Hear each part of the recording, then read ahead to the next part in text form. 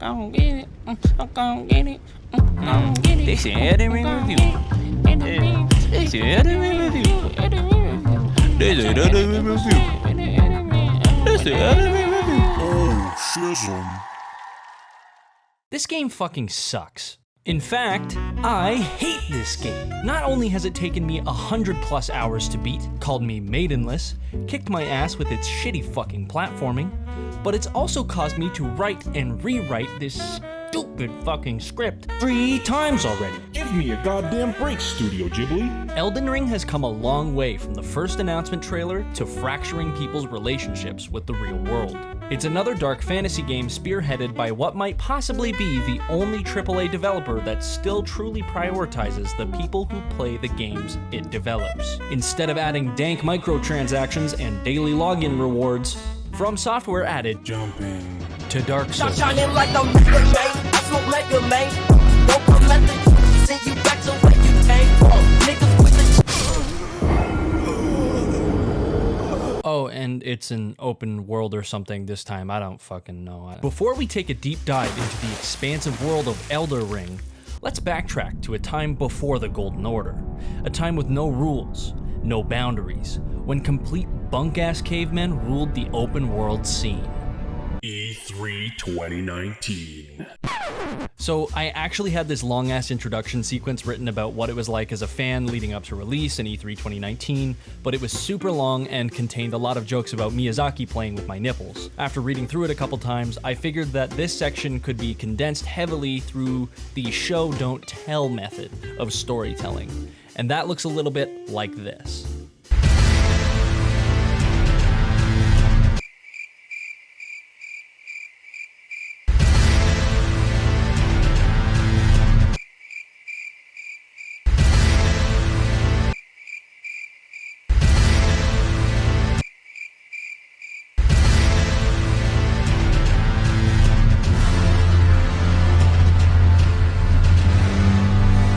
With all of that out of the way, let's break this shit-ass fucking trash-ass bullshit game down and find ourselves a goddamn maiden.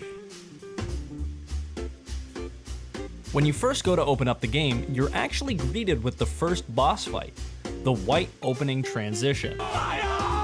This is a controversial boss fight, as it respawns every single time you start the game, and only has one attack, which is capable of permanently blinding the player. Talk about next level immersion. Once you've succeeded, or failed I guess, against the first challenge of the game, you're met with one of the coolest main themes I have ever heard accompanied with the opening screen to a game, possibly ever. I've given you a little taste of it here, but we'll get back to that when I go a little more in-depth on the soundtrack of the game later on in the video. For now though, all you need to know is that shit slaps. outside of that, the opening menu is pretty standard. You can start the game or fuck around in the settings, but why the fuck would you do that when you can start the game? Starting up a fresh save in Elden Ring brings you to a class selection screen that, on first playthrough, I thought was a pretty good way of introducing the classes in a more in-your-face kind of way than the other games have, ensuring that nobody misses it while creating their character. Every time I've ever played a FromSoft game, I've always opted for a pure dexterity build because I like to be stabby and fast. This was a mental illness handed to me by Bloodborne's combat system that I never quite recovered from. Pure dexterity builds have always provided a scratch to that itch in some way, but on my third playthrough of Dark Souls 3, which was modded to have that sweet Bloodborne quickstep, I opted to do a dexterity intelligence build to spice things up. I was still stabby and fast, but now I could light shit on fire. I enjoyed myself a lot with that build, and considering I heard that spells were faster and much more important to the combat system in Elden Ring, I opted to do a stabby and fast spellblade build again.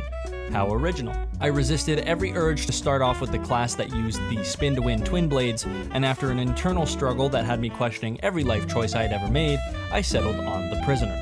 It had high dex, good base intelligence, some spells, and promised to be stabby and fast, and look at that fucking helmet, dude, come on. Now, it was time to see what FromSoft had in store for me with the character customization. While FromSoft have always had a pretty in-depth system for their character customization, there's always been something kind of off about the playable models, regardless of what you did to them. While there's not much fundamentally different between the Dark Souls 3 creator and Elden Ring's, The latter has a leg up on the fact that the character models don't look like they're made of fucking silly putty. That said, the freedom that you have as a player to create anyone you want in this thing is absurd. Want to play as Freddy Krueger? Be my guest. Want to play as Samuel L. Jackson? Who's stopping you? Want to play as GOOP SLURPSTEN? Sign me the fuck up. I'm gonna break down Elden Ring's gameplay into 3.5 sections: exploration, combat, crafting, and multiplayer. I'll let you figure out which one's the half. But for now, let's start off with exploration.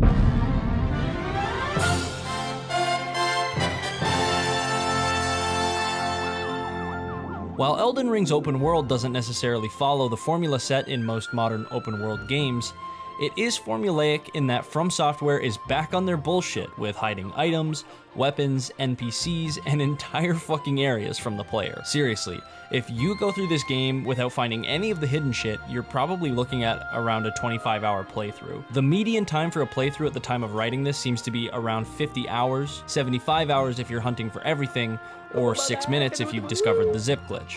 FromSoft does an incredible job at giving you clues and breadcrumbs that force the player to read and think about things in a bit more depth than simply placing a quest marker on a map and adding it to a quest log. This made everything that I did feel like a discovery. It's something so simple that immediately immersed me into the game's world and made me want to spend so much more time playing it than I could. I was literally addicted to this shit. I remember loathing the fact that I was starting a new full-time job following the week of release, and I couldn't continue exploring 8 hours a day, subsequently making me decide that providing any sort of upkeep with my girlfriend was optional. Vare said I was maidenless, and I made it so. The reason it took me so long to progress through the game was heavily due to the fact that around every single corner, behind every tree, across every ravine, at the top of every mountain, was something interesting. I would be heading to where the Site of Grace so graciously recommended, only to be sidetracked by like a million different things. The thing is, I could get just as sidetracked in other open world games too, if there was fucking anything in them. But that's where the classic FromSoft game design comes into play. Every single time I got distracted from my original goal to go do literally anything else, I was rewarded, whether it be with new items, spells, cool new enemies, or encounters. There was always something new waiting for me when I decided that the Grace could go fuck itself. So that's what I did. Over and over and over again. Let me give an example. Early on in the game, you are very clearly meant to go to a place called Stormvale Castle. The NPCs you meet talk about it, it hogs an entire section of the map, and all of the Graces point towards it. But I decided to fuck off and do some other shit. This exploration culminated in me dominating some knights in a castle, acquiring a really amazing Ash of War that I actually centered my build around, and then it brought me to a chest that I so naively opened. There wouldn't be any mimics in this game, right? No, there's not, but what they replaced it with, I would argue, is actually a little bit worse. I was teleported from this chest to a cave in a section of the map I didn't even know the map could stretch to. I wasn't allowed to warp out from it, and I kept fucking dying to that piece of shit centipede guy. I kept composure and eventually found a way out, but I still couldn't get out of what I soon found out was Caelid, a whole other kingdom in the lands between, and a place more volatile than the shit from my butt the morning after a night of heavy drinking. So what was I to do? Well, the answer was actually quite clear. Explore. And that's what I did. Which led me to an NPC invasion fight that I was heavily underleveled for, and when I finished kicking her ass, I finally found a bonfire to rest at, where I was greeted by this bitch, who kindly invited me to a nice homely little place called the Round Table Hold. Here, I met a bunch of friendly new faces. Remember your place, newcomer. And was able to teleport my way back to Limgrave to continue going the wrong way again, because fuck you.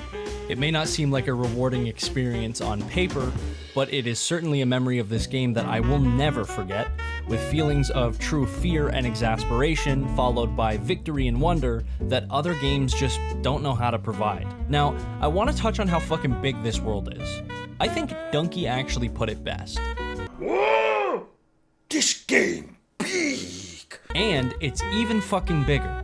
There's literally a whole underground section that houses some of the most beautiful areas in any game I have ever seen. You could finish the game and never know that any of this exists. What the fuck, FromSoft? Thankfully, you don't have to travel this expansive world on foot.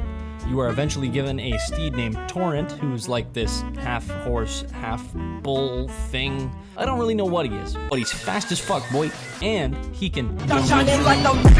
Between the speed that Torrent provides and the added layer of always finding interesting shit while running around, I found myself very commonly just running on horseback to places instead of fast traveling, which costs nothing, by the way. Considering the map only showed me places that I had already discovered the fragments to and the sites of grace that I had already been to, it was up to me to look carefully and find shit to do. I think that this map system was done really well, as it kept up the intrigue of discovery, while also making me feel rewarded for looking carefully and using its mechanics wisely. Except there's one glaring flaw with the map system. You can't open the map while there's mobs aggroed on you. In theory, this seems proper, but like, if I get one of these plant guys aggroed on me and they don't know how to stop being pissed off about my presence even though I am 200 feet away, riding away on my trusty steed, I'm not allowed to look at my map? I still need to know where I'm going when I'm running past slow enemies. I'd understand if this was an issue of not wanting the player to teleport out of combat with the fast travel system, but as the teleporting fuck you chest to Caelid showed me, there is already a fast travel lock system in place, so why not just use that when the game thinks that you're in combat instead, or at least have an option to make that the case. With that, let's segue into the next section of the gameplay. The combat in From Software games has always been a point of contention for players. You either love it or you hate it. You either play level 1 Wretch and fist your way through the entire game without leveling up, or you're cheating and a loser. The biggest turnoff people have with other Souls games was how slow and clunky the combat felt. While at its core not much has changed, the pace of combat has increased, and the tools that you as a player are equipped with to deal with that increase in pace is staggering. Let's start by looking at some of the stuff that has remained the same in comparison to Dark Souls 3. It's still the classic opportunistic combat system that rewards patience and pattern recognition. Shields are still extremely effective and extremely boring. A lot of the animations are the same as the ones from Dark Souls 3, although they feel a little bit smoother this time around. The leveling and attribute system is literally the same, but with different names. Sorceries and incantations are just spells and miracles with a new name. Now, let's look at all the shit that's changed. Weapon arts can be changed. Power stancing is back, baby. Dodge-only builds are more viable than ever. Horse combat, Jump attacks. guard counters, Spirit summons. dragon head. Wait, no, not that kind of dragon head. Yeah, that one. Yep.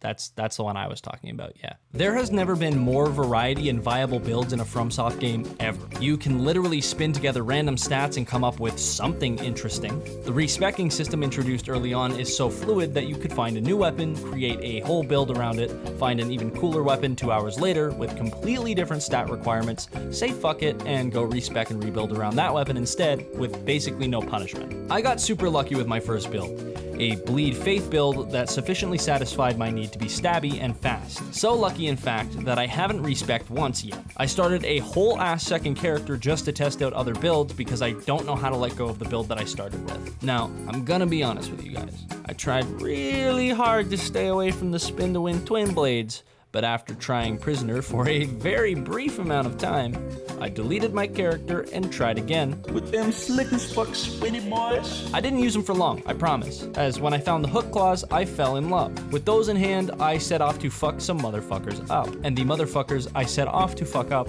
were of such a wide variety that I couldn't help but smile whenever I'd find a new enemy type. Sure, there are some run-of-the-mill enemies that you're supposed to be able to fuck up, but then there are so many more, each a puzzle in their own right. The variety expanded even further beyond different enemy types, and I found that there were many times where I would challenge an enemy that I had seen before, but for some reason, this new one would have a special butthole lightning blast that the last one did. This subtle variety always kept me alert while exploring, since with any enemy, letting your guard down could mean you will die. A lot. Even to stupid fucking rats, dude. I can hear you saying, "But Shizm, you said you hated this game and you've done nothing but sing praises for it." Shut the fuck up and buckle in. I think the boss fights in this game are actually a great representation of the game as a whole. they contain some of the highest highs and lowest lows of the entire series. So much so that I've been holding off on writing this section of the review because I wasn't exactly sure where to start. For the sake of clarity before I get into this, I want to throw out there that from an artwork perspective, the bosses of Elden Ring are some of FromSoft's best and most interesting designs. Even some of the shittiest bosses hold their own, with the best of them simply based on how cool they look and the atmosphere of their boss arenas. But when you take a closer look at the fundamental mechanics of some of these fights, you begin to notice cracks in the armor of the combat system, and as you progress further into the late and endgame content, those cracks become extremely difficult to ignore. Souls-like combat is a dance. You dodge or block enemy attacks, and get used to the attack patterns to minimize the mistakes you make. Then, once you find moments between their attacks where you have a second to breathe, you can attack them back, or heal, or whatever you feel you need to do to survive the encounter. This combat style requires reading and understanding certain tells that bosses do to wind up certain attacks, and then gauge your reaction accordingly so you don't get fucked. Where Elden Ring fails the player is that there are so many bosses with the ability to randomly choose to add extra swings to their stupid fucking combos. So when your dumbass goes, duh, I see he's winding up, I know I can dodge 2 times and then attack once and go back up so that he doesn't shove a cactus up my ass. Because in the other games of the series, that works. But Elden Ring proceeds to shove the cactus up your ass anyways. The later into the game I got, the more this seemed to be the game's solution to boss difficulty. This is also the reason many players, veterans included, had such a tough time with Margit.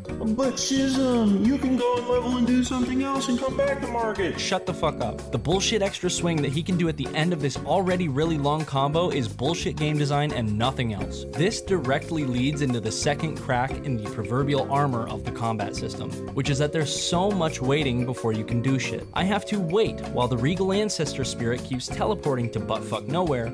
I now have to run to where he is just for him to do it again. I have to wait for Millennia to finish her 3-year combo so that I can slap her maybe once or twice before she starts doing more fuck ass shit again. These parts of combat have always sucked ass. The difference now is that you can no longer truly feel safe and observant when fighting bosses like this because you never know when they're just going to punish you anyways for playing the game well. This makes the player uncertain, and that uncertainty leads to a whole lot more waiting than is necessary. These moments of patience are prevalent in all of the Souls games, sure, but there is a particular level of bad that it is in Elden Ring because of these added random combo additions. Both of these issues, on top of bosses being able to do guaranteed damage to you, ruin the ending for me. The Radagon and Elden Beast fights, while gorgeous, are probably my least 2 favorite fights in the entire game. This is the first time I haven't soloed an end boss in a FromSoft game, and it wasn't because I couldn't do it, it was just because I was fed up with the bullshit and didn't care anymore. I wanted to be done playing this stupid waiting game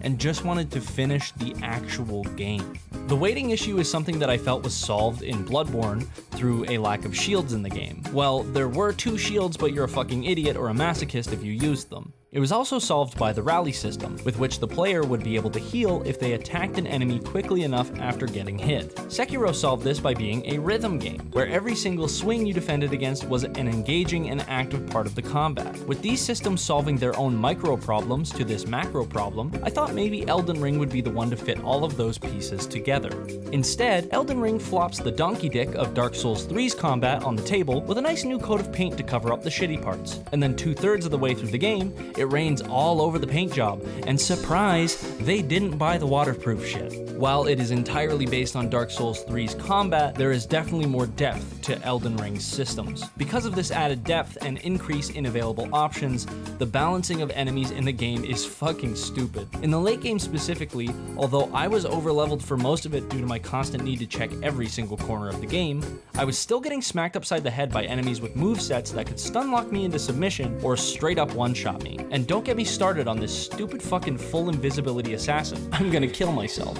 I think it's hilarious looking back on my first script about Elden Ring, where it was nothing but me licking Miyazaki's boots for 18 minutes straight. At that point, I had just finished Liurnia and the underground areas, which I believe would be a next to perfect game if Elden Ring ended somewhere around there. I can tell now that my opinion at the time of writing that was not informed, because at one point I wrote that as much as I hated the 3 tree spirit fights, I was very glad that I wouldn't have to deal with them anymore. Boy, was I fucking fooled. I find it so interesting that FromSoft chose the shittiest boss fights to repeat over and over and over. If I have to fight one more fucking Erdtree avatar, I'm going to the closest grocery store and punting a baby. The thing is, repeating the cool bosses isn't cool either. The first time I fought a dragon in the swamps, I was like, yo, this is pretty tight. As much as the fight itself wasn't super challenging, it was a great set piece. Then when I fought the second dragon in Liurnia, I was like, yo, this is still pretty tight, but I've kind of done this fight before. And by the third and all subsequent dragons, I was just bored and then honestly annoyed when I had to fight them. This is still a metaphor for the bloat of the entire game. Another smaller example is Godric, a very, very cool boss, really cool design and fight mechanics, might be one of my favorite in the whole game, but for some fucking reason you fight a carbon copy of his first phase in an Everjail in the middle of Altus Plateau, and while that fight was okay, it highly devalues the original fight. This happens often enough with other bosses that I would consider it to be a glaring issue. There are 157 bosses in Elden Ring. 72 of them, I would say, are unique. This is still a lot of unique boss fights, and I really have nothing but praise for FromSoft for being able to pull something like that off. But that also means that there are 85 bosses that are repeat versions of encounters that you have already come across. This number also doesn't include versions of a boss that don't have a boss health bar or regular enemies that you come across that do. At first, these encounters were interesting and engaging, and the thrill of exploring allowed me to forgive this design flaw. Even now, I don't think it's the worst thing in the world. However, what this tells me is that the game could have been condensed Quite a bit. I think that removing the sections after Leyndell could have solved this problem. It would have allowed for repositioning of better, more unique boss fights elsewhere in the game, better rewards, and also cut out so much of the unfun, cluttered mess that is the endgame. Let's be real, Mountaintops of the Giants is a mid-zone at best. Consecrated Snowfield, Michaelis Haligtree, and Faramazula sucked deflated ass cheeks and either shouldn't be in the game at all or should have been thought out more before adding them. Maybe then I could feel better about fighting my 16th Burial Watchdog, which is not a dog by the way, just to acquire a talisman that I'm never gonna fucking use. This'll most likely be my game of the year. I'm glad they added this system, but I think I crafted like 4 things in the entire game.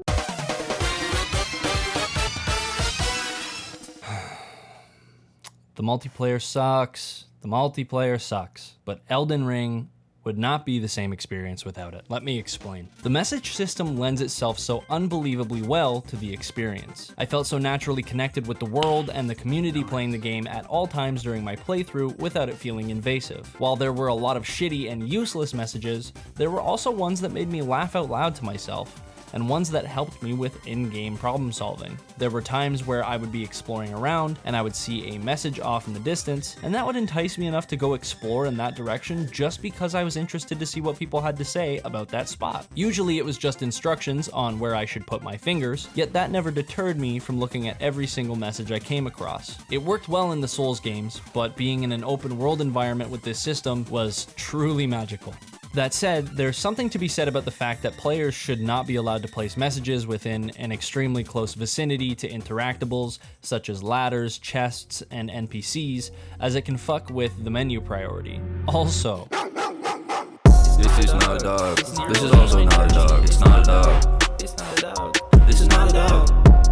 additionally, but in a less impactful way, the bloodstains of players who have previously died in areas were a great visual storytelling method that could only really be achieved through this system. Beyond the message and bloodstain system telling stories of players past, the multiplayer also encompasses playing with other players, whether they're in your world or you in theirs. Generally, if you're looking for help with an area or boss, you can use a furl calling finger and summon some goons to come help you out. Anytime I've ever decided to use this, I've been able to find people with their summon signs on the ground ready to help. In exchange, I have spent entire sessions at boss arenas helping others. It's a lot of fun on both ends of this and feels rewarding, even if the actual in-game rewards for using this system are garbage. In my experience, if you're trying to reliably play with your friends, good luck. I was met more often with connection errors than I was with anything else anytime I tried to play with my friends in any way at all, whether that be for helping, just fucking around, or doing PvP. Look at that segue. The PvP system in Elden Ring is undoubtedly the worst it has ever been in the series. It's got multiple problems, none of which I know how to solve effectively, but just because I don't have the solutions doesn't mean I can't critique these issues for what they are. This is a YouTube channel, not a game design help forum. The first problem is one I've already touched upon briefly, the connection issues. For the sake of not repeating myself, let's do an example of where you actually summon somebody successfully to your world. You now have a friend, a first for everything. Wow. You and your friend are fucking around in the things betwixt when You get invaded. now you and your buddy are on high alert trying to figure out where this uninvited guest is. Bam. There he is, you find him, and the ensuing warfare is so laggy that it at best feels extremely clunky, and at worst, which is more often than I'd like to tell you, it's basically unplayable. FromSoft's PvP has always had this problem, but since the addition of everybody's favorite anti-cheat, it seems to have gotten much, much worse. Let's do a quick dive into how invasions work. 1. You cannot invade somebody unless they have summoned at least one other player to their world, or they're using a special item called the Taunter's Tongue. 2. If you invade somebody, there is a chance they have something called a cipher ring activated, which could summon more people to help them kill you. 3. Invasions are capped off at 2 invaders at a time. This system, on paper, isn't terrible, but it lacks an amount of depth that I feel like it was set up to have. With the inclusion of recusants, bloody fingers, and blue cipher hunters, it felt like this system was set up to have different factions that would allow for the PvP to kind of feel like it was on a grander scale. Consider how grandiose the PvP was in Dark Souls 3. The large-scale, never-ending invasions, the fight clubs that were allowed to happen because of it. This was the golden era of Dark Souls PvP. That is no longer. Additionally, the PvP system takes a hit from the addition of the Taunter's Tongue and the implications around its inclusion with the current function it has. Look, I understand that people do not want to be invaded while they're just chilling in the world. Me fucking either, man. But the Taunter's Tongue should have the functionality of simply turning on the ability to get invaded as a solo player. You could say it technically does this, but instead of just allowing invasions, it's actively bringing invaders into your world all the time. The best part of the invasion system in the other games was the mystery of never knowing when you might be invaded. It made sure that you never let your guard down, but also gave you time to progress and explore. If I want to play that way in Elden Ring, I would like an item or an option or something to turn that specific functionality back on. As it is now with the Taunter's Tongue, I'm either all on my lonesome or I'm getting invaded non-stop. There is no middle ground. On the side of being the invader, I could give less fucks that the people I invade have friends with them always. Sure, it's stacked against me, but that makes the invasions feel like covert ops, where, you know, I really have to play better from a strategic perspective and actually playing well so that motherfuckers get clapped. When you do succeed as an invader, that shit feels good because the odds are stacked against you. I like that system. Because if I wanted to play on fair terms, I could put down a duelist summon sign to have a 1v1 duel with someone who also wants to do that. I tested this mostly at Rhea Lucaria's main gate, as I don't know of any other PvP areas that people actually duel at, but I found 2 things. It's extremely laggy, and when it's not, it's simply a battle of weapon arts, since the weapons and abilities in the game were clearly not balanced with PvP in mind at all. That said, I hope that the multiplayer gets more thought put into it so that changes can be made in the future, but at the time of my playthroughs, it was most certainly not a highlight of the experience. This video is already way longer than I ever wanted it to be, so I'll leave the real lore breakdown to VadiVidya. But for now, here's a SparkNotes version. This game is a cosmic dating simulator. You are maidenless and on a quest to find some bitches. You find some bitches, kill some bitches, deny some bitches, and possibly even get married to a bitch by giving her an Elden Ring and then your Elden Ding Dong. 10 out of 10 lore from FromSoft as per usual. Before we conclude, I do want to say something about the music and sound design because I mentioned it earlier in the review. FromSoft's ability to compose beautiful pieces of music makes me from